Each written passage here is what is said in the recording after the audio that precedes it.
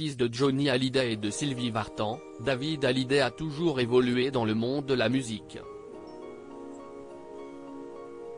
Et justement, dans quelques jours, le chanteur s'apprête à sortir un 15e album ainsi qu'un documentaire retraçant son parcours.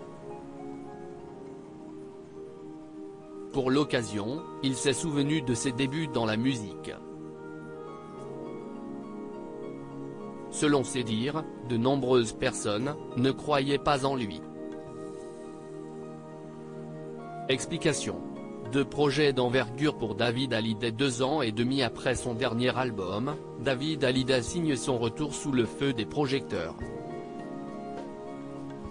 En effet, le fils de Johnny Hallyday a 2 projets d'envergure dans les mois à venir. Le premier, CIST, un documentaire sur sa vie. Un film où le chanteur retrace pour la première fois le fil de son destin. De son adolescence, sa passion pour la Formule 1, sa relation avec ses parents et sa carrière dans la musique. Justement, à ce sujet-là, l'artiste a également prévu une surprise pour ses fans. Le 16 juin prochain, il sortira son 15e album. 5 ans après la mort de Johnny Hallyday, David Hallyday lui rend hommage en musique dans son nouveau single. Et le moins qu'on puisse dire, CIST, que cette chanson, intitulée Le plus heureux des hommes, possède une histoire plutôt particulière. En effet, le titre a été oublié pendant 21 ans dans un tiroir. CIST, il y a 8 mois, au détour de son déménagement au Portugal, que le chanteur a retrouvé le morceau. Et celui-ci est d'autant plus symbolique pour l'artiste qu'il l'avait à l'époque écrit et composé pour son père. Le chanteur a été encouragé par son beau-père. Le reste de l'album est composé d'un second titre inédit Envers et contre moi et de versions réenregistrées. En effet, à l'occasion de son 15e album, David Hallyday a décidé de revisiter sous une nouvelle forme des titres phares de son répertoire. On pense notamment à Aïe, Mirador ou encore à Tu ne m'as pas laissé le temps. Alors qu'il est toujours parvenu à vivre de sa passion, il n'a pas reçu beaucoup de soutien au début.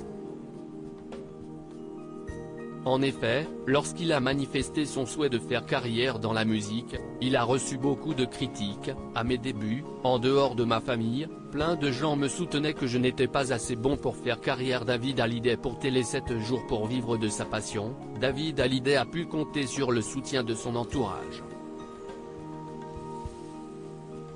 En effet, au début de sa carrière, il a beaucoup été soutenu par le producteur Tony Scotti. Ce dernier, n'est autre que son beau-père, puisqu'il est marié à Sylvie Vartan depuis près de 40 ans.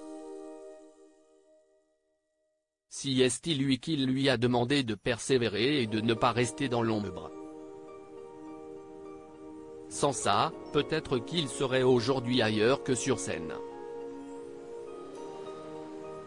Il a aussi pu compter sur sa mère et sa grand-mère maternelle, qui ont toujours cru en lui. Elles ont compris que la musique était chez moi, non pas une passion, mais une vocation. Johnny Hallyday très présent lors des critiques contre David. Enfin, son père Johnny Hallyday l'a également aidé. En effet, il lui a notamment donné des pistes pour passer outre les critiques et pour qu'il puisse se concentrer sur ses envies. D'ailleurs, dans la chanson Le plus heureux des hommes, David Hallyday l'en remercie. Dans la chanson, il explique notamment que le plus heureux des hommes est celui qui sait croire. Et que son père avait fait de lui, cet homme-là. Comme quoi, bien entouré, on peut faire de grandes choses.